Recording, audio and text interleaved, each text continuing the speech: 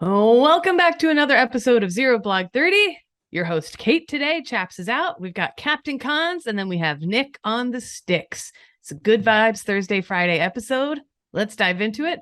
Round number one, an Army major got a major boner for all to see, and it was all to help him with his run for office. Yep, his campaign ad was a porno. Round number two, that's one of those situations where I just wish I could be a fly on the wall to see the rest of his command seeing the news about that. Like, he did Yes. what? He did Yes. Yeah. Wait, what? Yeah. Because my guess is they all like kind of suspected he was a little different, maybe doing some yeah. weird things on the weekends. Yeah. Mhm. You can always tell with those Yep. guys. Yep.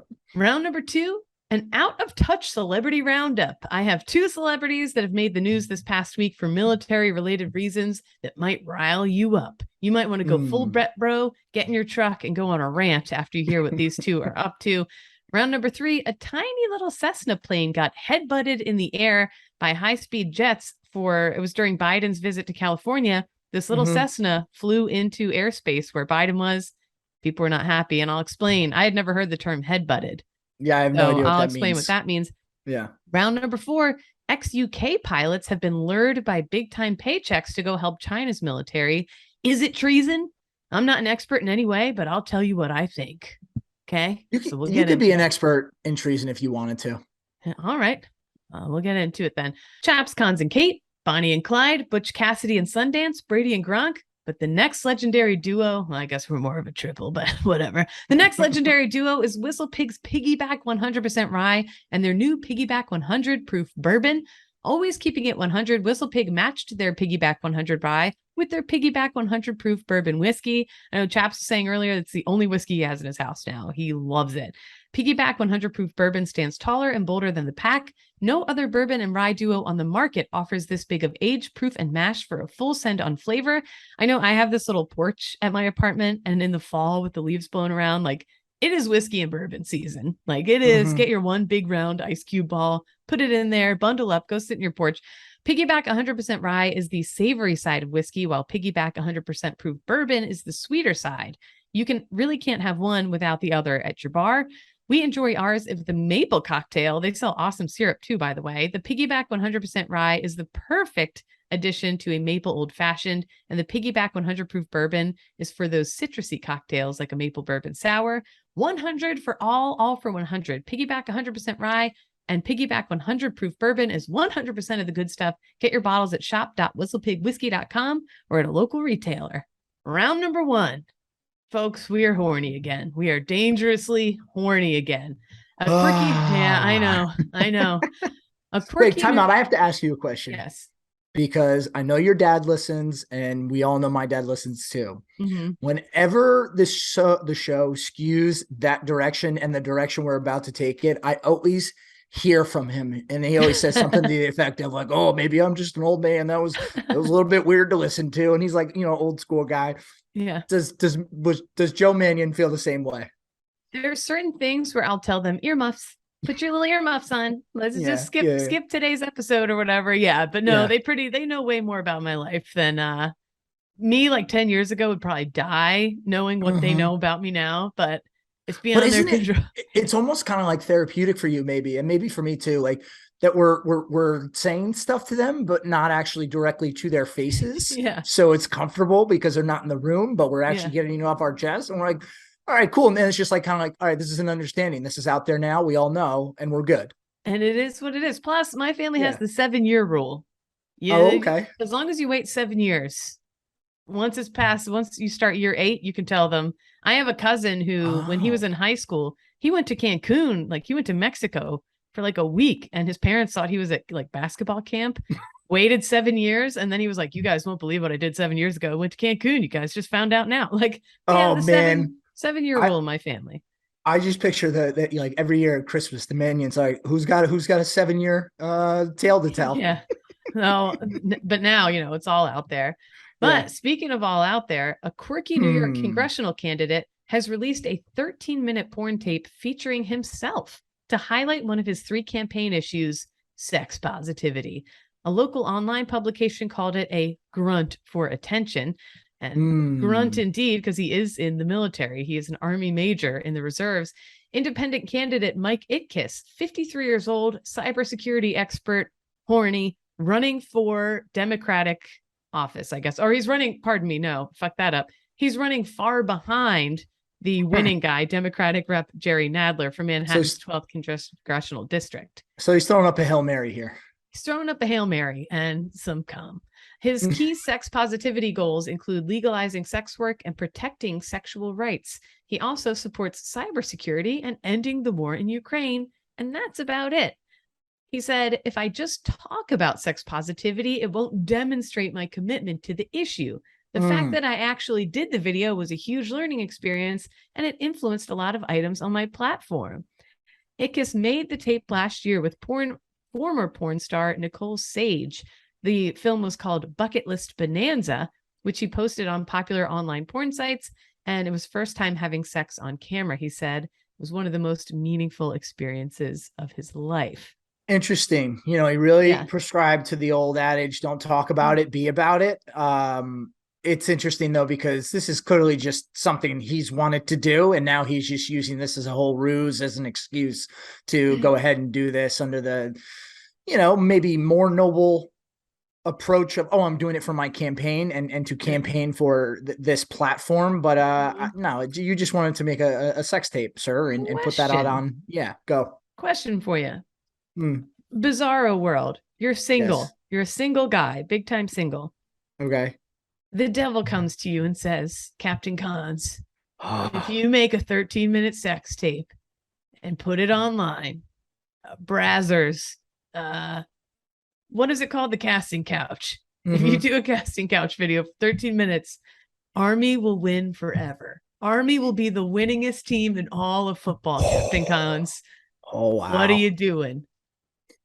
Oh my gosh. As tempting as that is, I just don't think I could have that out there because like, I thought you were going to go the direction as like, you know, Kim Kardashian, where like, okay, you just, that jump starts an entire empire and you have millions and millions of dollars.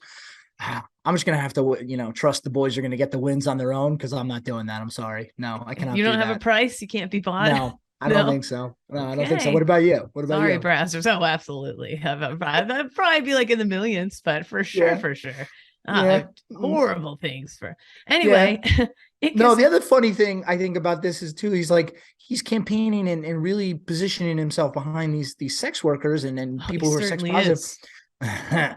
I'm going to speculate and say that people in the sex industry and the adult industry are not really running to the polls. Excuse me. You don't know that. Well, first of all, obviously, yes, they are. And two, they're people just like you and me. I follow a ton of strippers on TikTok, and they're as normal can be, folks. So they're out there voting. They're getting out the vote. Honestly, I bet they're like a tight-knit squad, a tight-knit group. And they probably have pornos about going to vote where you go in the ballot booth and you're given a blowy. Like, I wouldn't be surprised if they have a whole movement. I don't know, especially because their job depends on the law.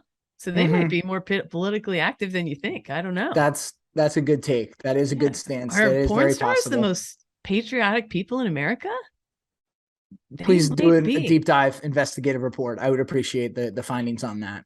Anyways, Army Major Itkis, he's not married. He has no kids. He is not celibate. And he's an atheist, according to his campaign website.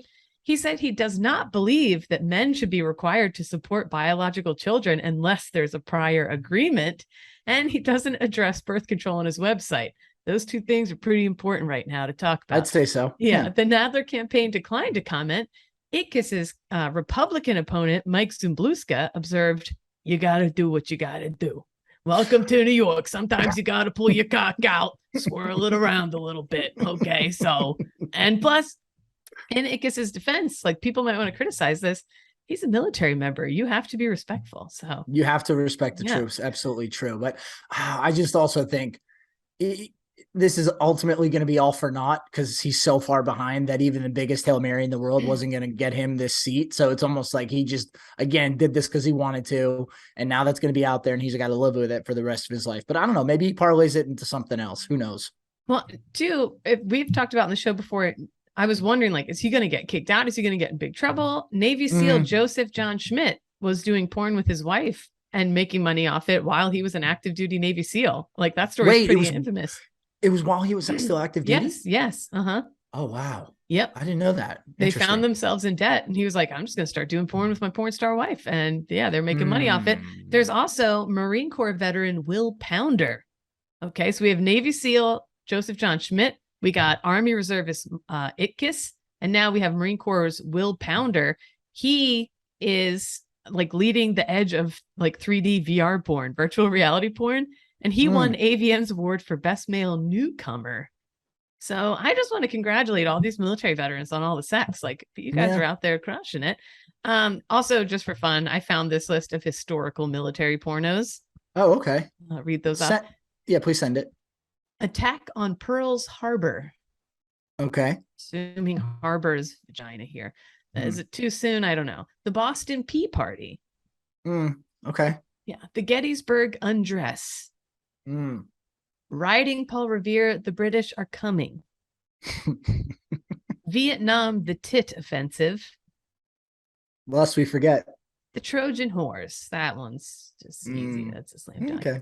All right. Well, that was around. I'm way less horny than I thought I would be. I was going to watch, for the sake of the pod, I was going to watch Mike Itkis's porn. Yeah. And then I'm not body shaming. I took a look at the guy, watched him speaking a little bit, and I said, I don't want to see his penis. I just simply don't want to see his penis. And as a voter, you're allowed to take that stance. Yep. So it does not have my vote as of now, I have to tell you. All right. All right.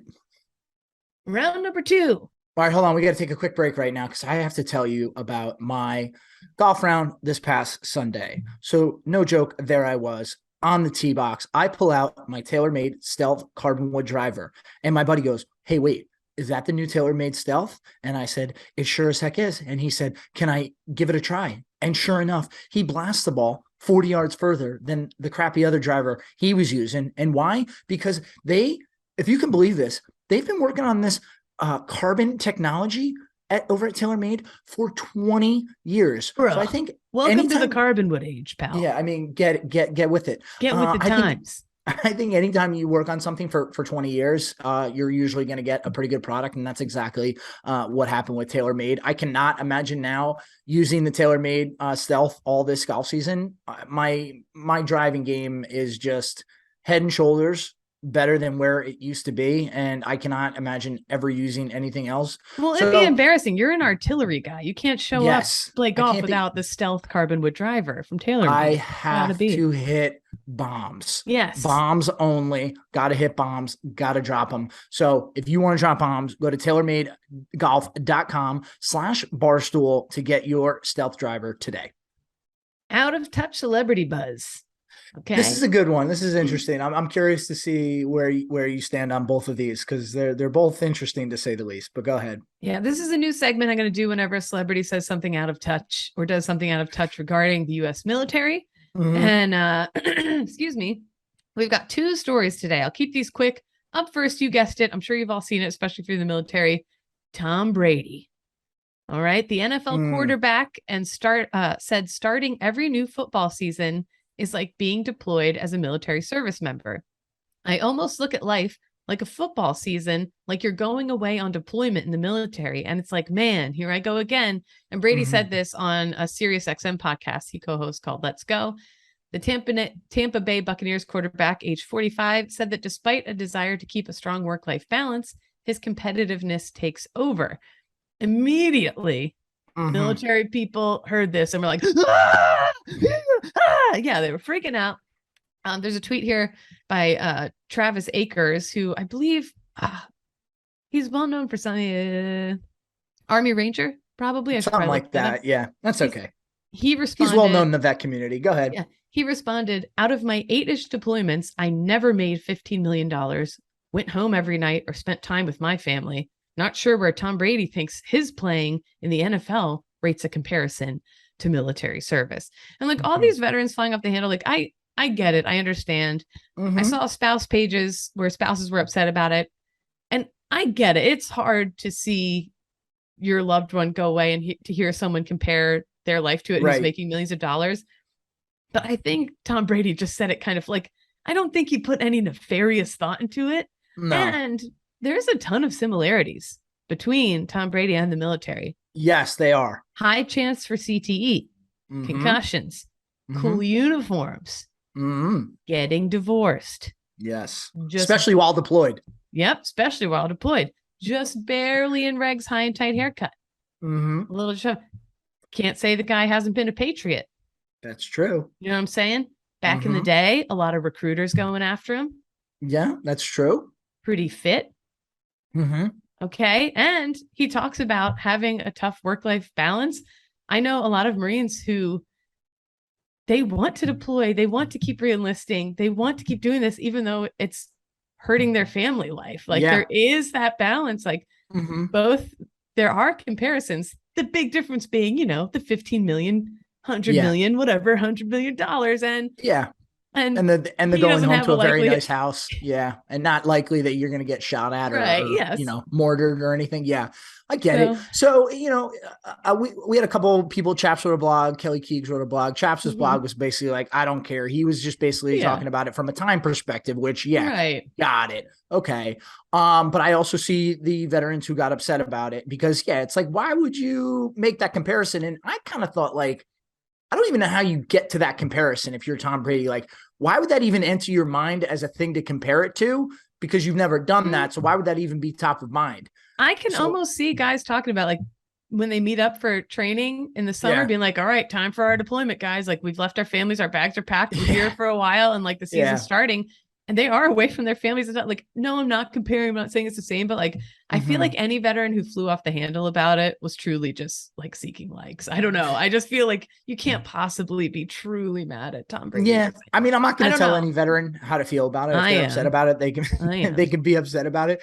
The other blog that was written by Kelly Keegs, I thought was interesting because she was like, is this man okay? Is he mentally okay that he's now making comparisons to playing in the NFL, to deploying overseas?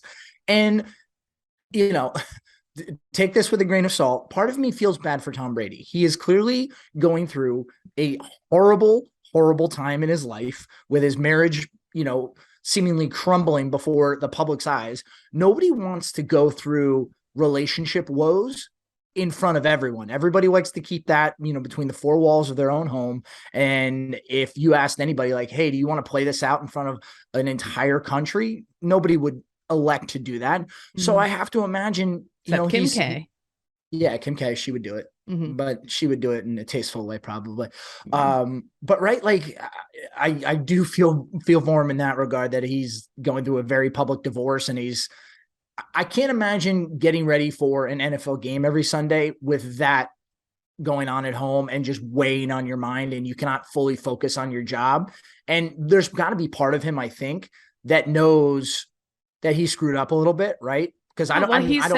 He says it here. He says, like, as much as you want to have this playful balance with the work balance, you're going to end up doing exactly what you've always done, which is why you are who you are. Like he's saying that competitiveness to him ends up beating his work-life balance and he always ends up picking work. And that is why he's a great, but that's why his personal life is in shambles. He's like, that just is what it is. And I think like in terms of work-life balance, a lot of military people can relate. It is so incredibly hard on your family. Again, tougher for military families. I get it. I understand. But I just think like it's interesting when you peel the onion back, there are a lot more similarities. Like I think on this, just give veterans, military a few $1 million, give these people more money. Give us more money. That's what we're saying. That's what we're saying. We should start handing out $15 million contracts to the military. Ultimately is what we're saying. Yeah. Next, this one, no veterans are really upset about this one, but I thought it was funny. Jared Leto.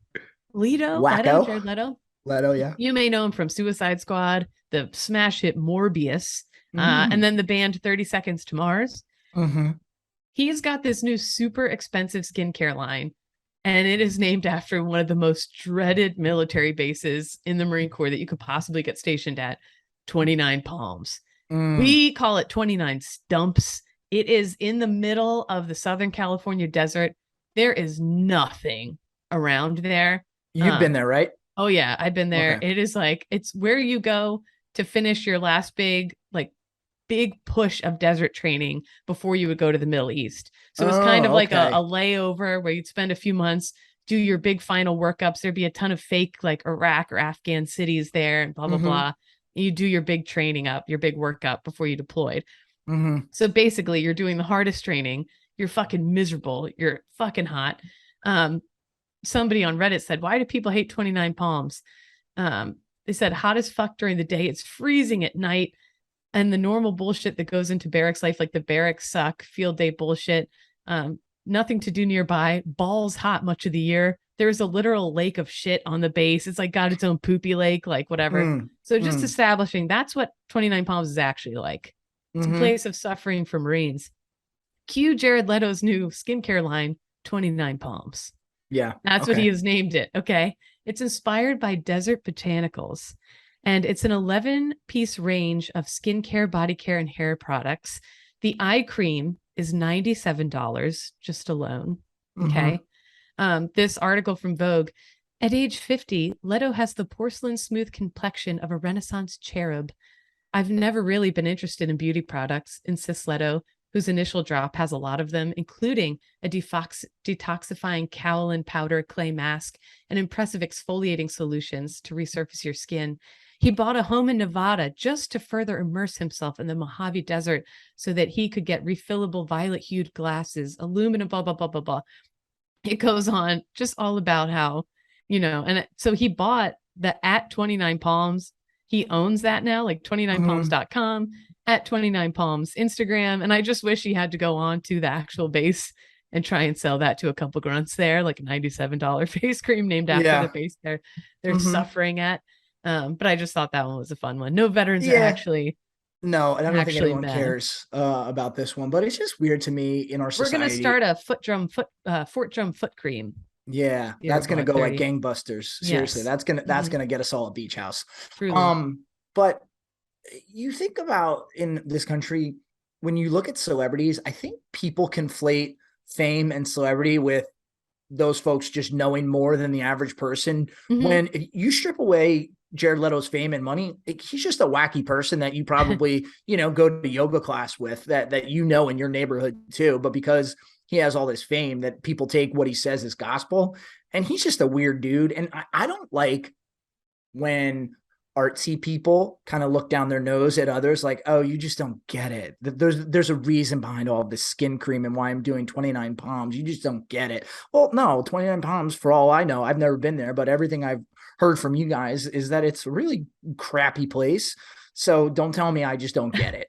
Well, I don't think it's necessarily that they're snobby and looking down on people. I just think that everyone around them is a yes man. So their egos are so inflated that it gives them the unwarranted confidence to do these things that end up being successful because they have so much confidence that it's like, I bet his $97 tiny thing of eye cream will sell like gang. Like truly, I think it'll sell great because blah, blah, blah. Yeah. So really just what I'm saying is I'm extremely jealous because he's going to make now millions and millions of the skincare line that is just complete crap. Yeah. That you could probably get the same skincare for, $9.95 at CVS, but what do I know? I heard the moisturizer has they dip into the poo pond on 29 Palms to do that. So it's fine. Well, I feel like you can tell rich people that it's like, this is actual Marine Corps poop. So, it will moisturize your skin. Like it's special Marine poop. Yes. Mud. This will toughen you up. It'll be good. People buy it, I think. Whoa. Is that a NASCAR going by? That's right. NASCAR is back in South Florida. It's the Dixie Vodka 400 race weekend.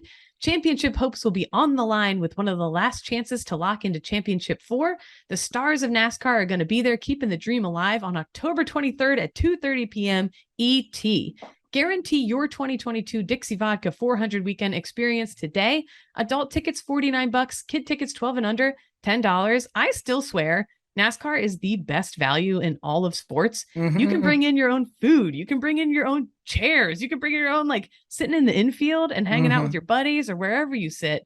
NASCAR to me is one of the best family things. Like I can't wait to start taking my son, get him the big old headphones. Oh, that's going to be so cute. I know. I wish I could go to this one. Homestead Miami Speedway's Dixie Vodka 400 will be a major part of the 2022 NASCAR Cup Series playoffs.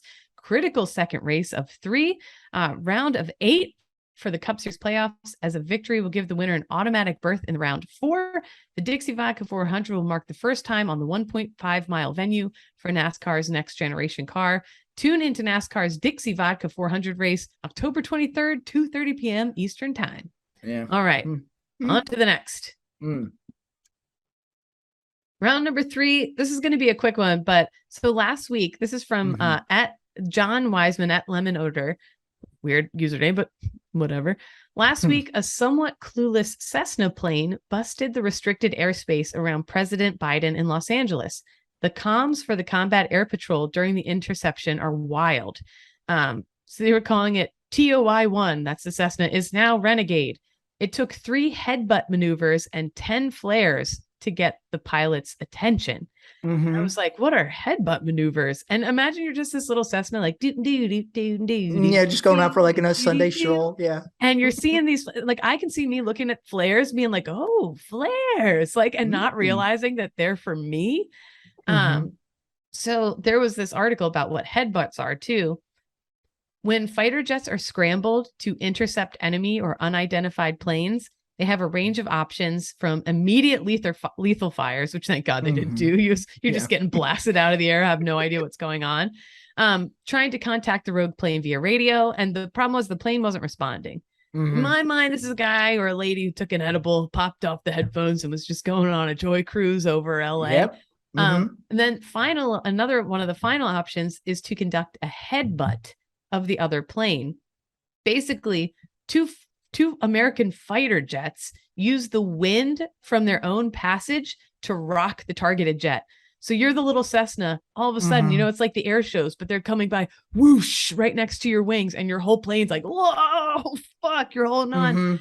They had to do that several times, plus 10 flares, and this guy still had no idea what the fuck was going on, like kept flying along being like, what a crazy day in the air. Like, so I don't know what the full story is with that. They're still this is pretty cool though. Like if you go down in the article, another version of the headbutt usually seen when the Air Force is trying to get the attention, where they fly up nearly vertical about 500 feet ahead of the friendly plane's nose, guaranteeing that the pilot will see the U.S. fighter without forcing the pilot to fly through a violent or dangerous wake. Because I would think they can create such a wake in the wind that a tiny little Cessna, I mean, it could probably bring it down. I don't know. Probably, too much about air maneuvers like that, but I have to imagine that they could bring this plane down with some of these maneuvers if they really wanted to. Yeah. But so I need to know, like, what was going on with this guy? Maybe he didn't have his headphones on or what. I have no idea. But sometimes you get in the zone when you're driving, and like, yes, I've had a cop behind me once, like just with the flashing telling me, and I didn't notice because I was like, singing along and like, you know what? Especially, during the day, it didn't say if this was day or night. I'm just going to assume it was during the day. Like, you're right. Like, if you're driving, those lights might not catch your eye in the rear view mirror because it's light out. Whereas if it were nighttime, this person had to be crazy to not see. I don't know what the fuck they were doing, or they just panicked and were like, I'm going to pretend this isn't happening right now. Everything's fine. But when they land, just to be told, like, where you were in, fucking Biden is here and you're in the airspace, blah, blah, blah. So I don't know if there's punishment for them or not.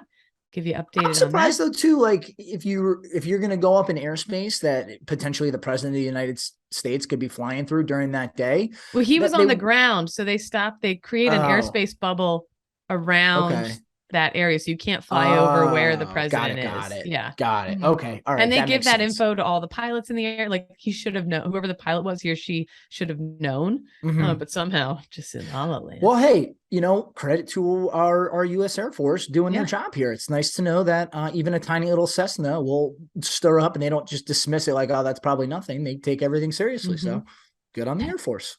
Headbutting time. I bet they love getting to headbutt people. I bet that's a treat. They probably because every other day they're just up and down, not doing too much in the air. So something like this is probably like a really exciting thing. Especially when they probably know it's not. It's probably like just an old person. Right. Confused, yeah. So. What a treat. What a treat for them. Glad that happened. Good for them. All right. More pilot talk in round number 4. Okay. Coming to us from the BBC, up to 30 former UK military pilots are thought to have gone to train members of China's People's Liberation Army. The UK is issuing an intel alert to warn former military pilots against working for the Chinese military. Hey guys, stop fucking doing that, basically. Attempts to headhunt pilots are ongoing and have been ramping up recently, Western officials say. So, like, imagine you get a LinkedIn notification and it's China being like, psst, psst, hey, I got a lot of money over here. A spokesperson for the Ministry of Defense said the training and recruiting of pilots does not breach any current UK law, but you better believe we're going to make a new law right the fuck now so that we can make this illegal. It is a lucrative package that is being offered to people, said one Western official, adding that money is the strong motivator. Some of the packages are thought to be nearly $270,000. That's, for most people, life-changing money for a lot of people. Yeah, you put 270K in front of someone, they're maybe question their morals. Yeah. The retired British pilots are being used to help understand the way in which Western planes and pilots operate, and that information could be vital in the event of any conflict, such as over Taiwan. That's fucked up. Like, I feel like I'm like sitting on my high horse right now, but I feel like you couldn't pay me. Say I was smart and I had skills and China wanted them. I feel like you couldn't pay me enough, even as a parent, to go and divulge all that info to them. Like, I feel like you couldn't pay me. Because you probably couldn't live with yourself if you knew, like, oh yeah, that little information I gave them ultimately led to another war, World War III. And all because of me. Thanks. They're going to be helping China's military develop Air Force tactics and capabilities. Like, that's what they are going to go do. A spokesman for Prime Minister Liz Truss, by the way, UK politics, we think we're wacky. I can't keep track of all that shit. Anyways, spokesman for Prime Minister Liz Truss said the government was taking decisive steps to stop the headhunting and to protect national security. He pointed to a review into confidentiality clauses and non-disclosure agreements in contracts signed by former military personnel. And yeah, I would assume like some celeb you're about to bang might give you an NDA, because they don't want everyone to know they have a weird butthole or penis or vagina or something. Like, I get that. Ladybugs, perhaps. So they have your escort sign. It's kind of the same thing. Like, I don't want you to divulge our military stuff. So while you're in, we're going to have you sign something so that when you're done this job, wherever you go next, you can't be telling people that stuff. So interesting to see if their contracts have any of that stuff in there. Armed Forces Minister James Heappey said the UK must change the law. So I'm pretty sure they're going to do that. So their pilots can't pass on intel. I assume if you're a former UK pilot, you're a veteran, and you go do that you're like persona non grata when you come back. Yeah, absolutely. Absolutely. You just, going against your country there, old Benedict Arnold badass. Yeah. So tough to meet up with the guys again and be like, hey. Yeah. But I guess maybe if these pilots are smart, maybe they start using this as leverage. Like, hey, you should probably give me money so I don't go run to China. It's shitty. Maybe. That's a crappy tactic. But people but you're right. I'd rather them do that. Yeah. The money is there. All right. That's the show for today. Any saved rounds, alibis, Capitan Cons? When was the last time that you were in a fight, Cons? Oh, probably college. Boxing at West Point? Yes. Or was it an actual fight? Give the juicy tea. Maybe there were some dust-ups in some bars in my day. We'll leave it at that. Well, we talk about, especially in the military, we do a little McMap. We think we can kick ass. And then next thing you know, turns out we can't fight for shit. But now we don't have to. Morgan & Morgan is America's largest personal injury firm and fights for the people. They're such badasses. They are actually the official law partner of the UFC. Whoa. They're giving away 2 tickets to the upcoming UFC fight, UFC 281, with Anderson. Yes. And Pieria. I'm an idiot. At Madison Square Garden. All you have to do is go to morganufc.com and enter your chance to win. That's morganufc.com. No purchase necessary. Sweepstakes end on November 3rd, 2022. Open to residents of 48 U.S. and D.C. states, ages 18 and older. Void where prohibited. For official rules, visit morganufc.com. Morgan & Morgan fights to get you more. They have recovered more than $15 billion with the B dollars for their clients. It's completely free to work with them unless you win the case. That's Morgan & Morgan, the official law sponsor of Barstool. Injured? Visit forthepeople.com/0 to see if you have a case. It is no cost to you. That's forthepeople.com/0. And you know what? You might as well check it out because you don't want to leave money on the table if you can get some money in a lawsuit. And why some not? UFC tickets. Go on. Sure. Ahead. There you go. Yes. So I'm embroiled in an internal debate right now. So when I pull out of my garage in my building, it's a very narrow street that I have to turn onto, and there are not supposed to be any cars parked on the curb to the right because it makes that turn that much more difficult. The other day, I was like Austin Powers, in the cart. Like I had to do like 86 maneuvers. Usually I can just pull out and start driving. It took me like 6 minutes to like slowly go back and forth to where I wouldn't bump into this car. So we're popping tires. What are we doing? Peanut butter on the windshield?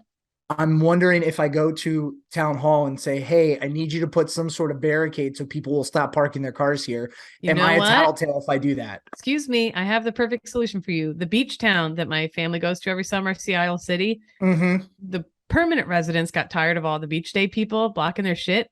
So found the exact color yellow of the do not park here yellow curbs in town, went to Home Depot, matched it, and they started painting sections in front of their curbs and putting up official looking street signs that were like, there already is. That's the problem. The curb's already painted red, and there's a street sign that says no parking here to corner. So people know they shouldn't park there, but they're still parking. So then I thought, like, all right, maybe I could just find a massive rock that I can go just put there that is, not so heavy that I can't move it, but heavy enough that you don't want to get out of your car and move it.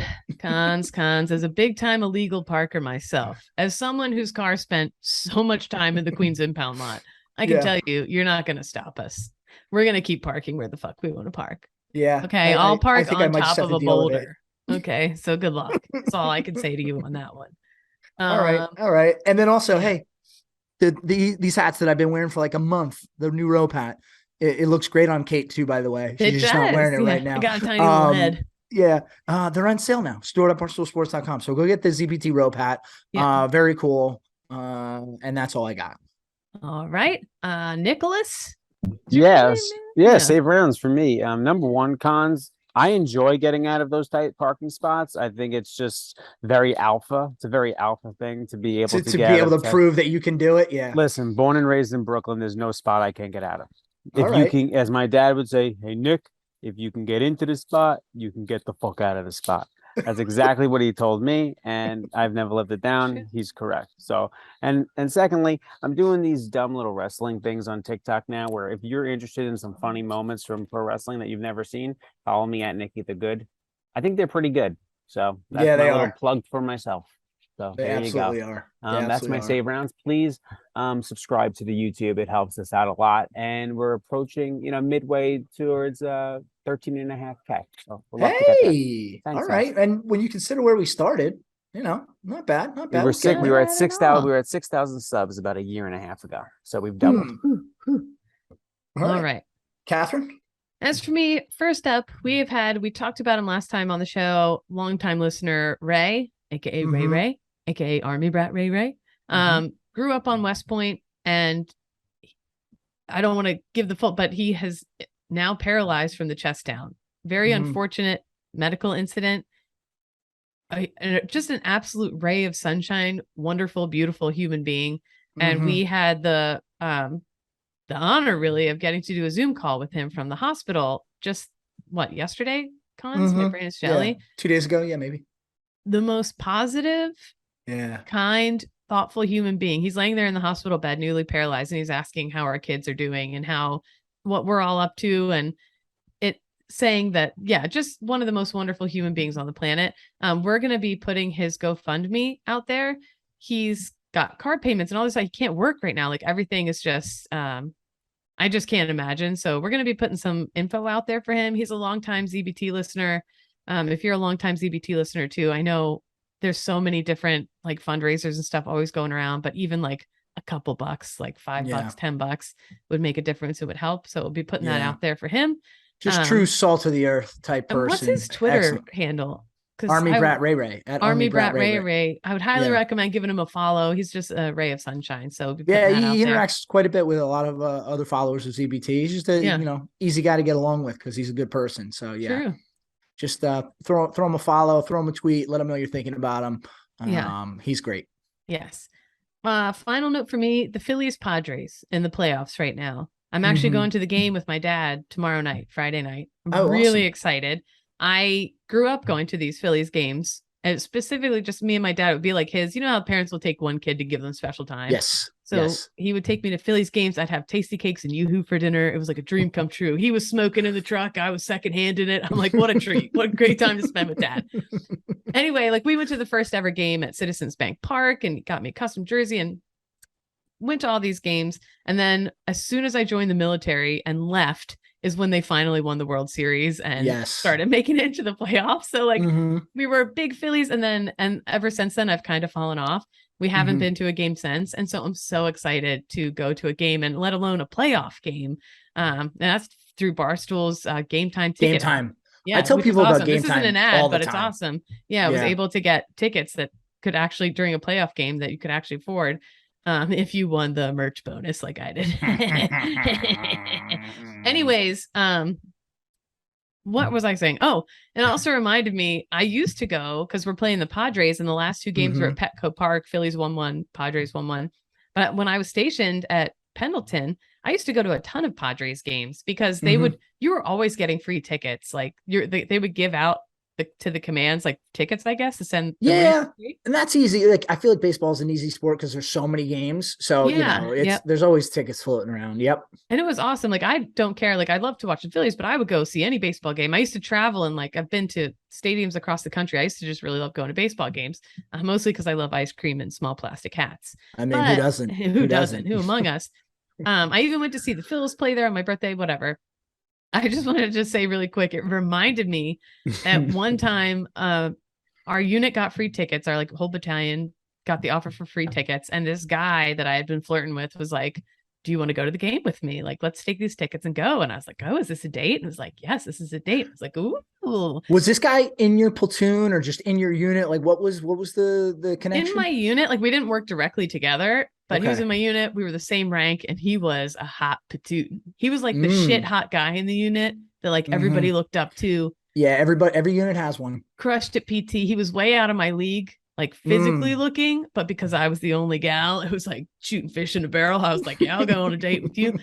Anyway, all you had to do was spray yourself with love spray to walk out into and it was, but Marines the fish, Kate's the barrel. Boom. But we really liked each other. So I'm like, yes, I'll go on this date. On the way down to the game, I'm like, something's off with him. Like, he's not, like, you ever see like a friend or family member and you're like, are they drunk right now? I can't quite tell. I don't want to say anything in case I'm wrong. But like, he was just doing a couple weird things, saying a couple weird things. And I was like, oh, okay. I think I was so excited to be on a date with him that I like, my hindsight on this whole relationship is crazy. Well, did you see him consuming anything? No, I knew that the guys, like, I was getting ready in the barracks, and I knew a bunch of guys were like drinking in the smoke pit. The game was on a Saturday, but I was like, maybe he's having a beer or two. So I just thought, oh, maybe he's had a couple beers. No big deal. Sure. We get to the game. At one point on the way down, this should have been the red flag. He like opened the car door on I-5 like he was going to get out, and like he was joking, but he wasn't. And I was like, what's going on right now? Hey, maybe don't open the car door when I'm going 70 miles an hour. Yeah. But I was like so excited that I was like, oh, he's a wild card. Oh, like, what a wacko. I just like blanked it out. He's so silly. We get to the game and we go in and we're heading to the seats, and there's all the lines for beer and everything. He's like, I'm going to get a hot dog and some beers. You go to the seat, go get our seats. So I was like, okay. So I go to the seat. Inning 1, inning 2, 3, 4, 5, 6. I'm looking around. I'm like, okay, did he get lost?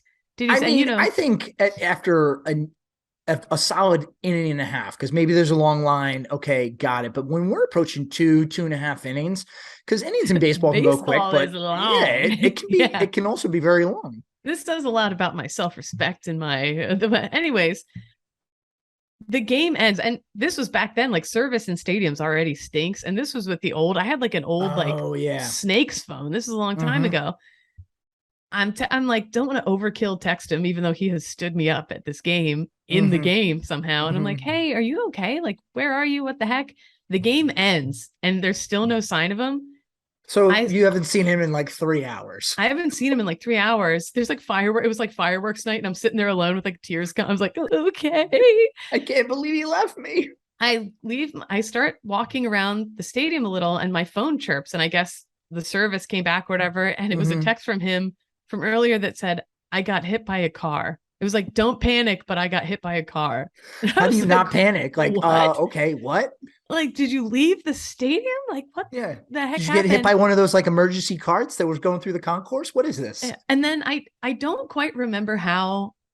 So then from there was another Marine from my unit that was at the game because they gave out a bunch of tickets.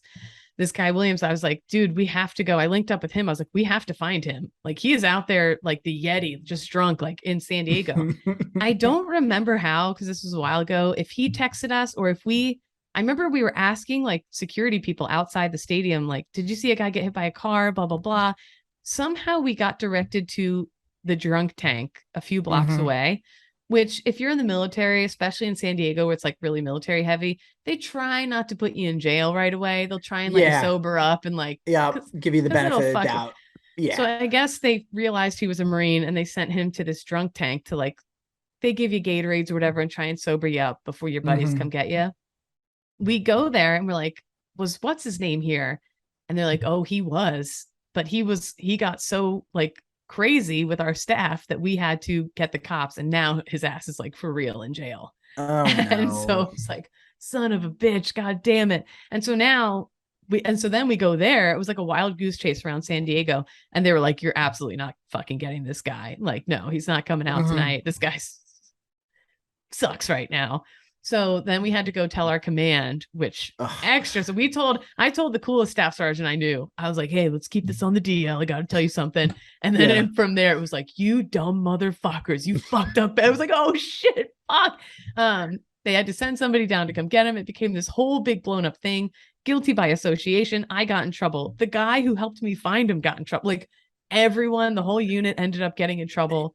Yeah, I mean, you put this whole thread on Twitter, and people were kind of curious and like they're like, "What do you mean?" Like, wait, like, why did you get in trouble? You didn't do anything.